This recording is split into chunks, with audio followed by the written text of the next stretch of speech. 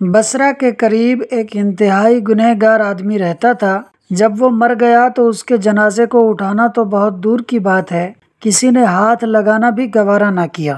ایسی حالت میں اس کی بیوی نے کرائے کے مزدور لیے، وہ جنازہ اٹھوا کر قبرستان لے گئی۔ قبرستان کے قریب پہاڑوں میں ایک زاہد رہتا تھا جس کی عبادت کا بہت شہرہ تھا۔ جنازہ رکھنے سے پہلے وہ جنازہ پڑھنے کا منتظر تھا۔ جب اس زاہد کے جنازہ پڑھانے کی خبر پہنچی تو لوگ جوق در جوق جمع ہونا شروع ہو گئے۔ انہوں نے اس زاہد کی اقتداء میں نماز جنازہ پڑھی۔ لوگوں کو زاہد کے اس فعل پر سخت حیرانی ہوئی۔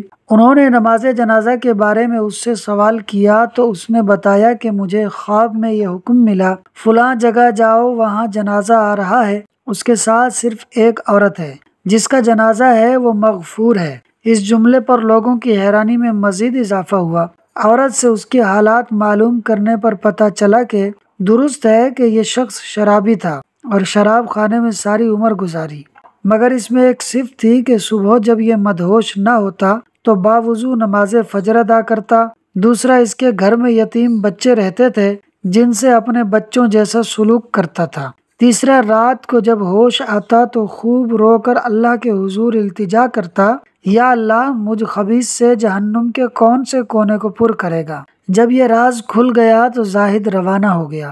حوالہ مکاشفۃ القلوب، صفحہ نمبر 628، مصنف حضرت امام غزالی رحمۃ اللہ علیہ۔ دوستو، اس حکایت سے ہمیں یہ سیکھنے کو ملا کہ بتقاضۂ بشریت اگر ہم سے گناہ ہو بھی جائیں تو اس پر بھی بخشش ہو سکتی ہے، بشرط یہ کہ انسان اپنے گناہوں پر ڈٹ نہ جائے اور باغی نہ ہو جائے۔ ویڈیو کو اینڈ تک دیکھنے کا شکریہ۔ ویڈیو کو لائک اور شیئر کریں اور چینل کو ضرور سبسکرائب کریں۔ چینل کا نام ہے فاز سنو 4296۔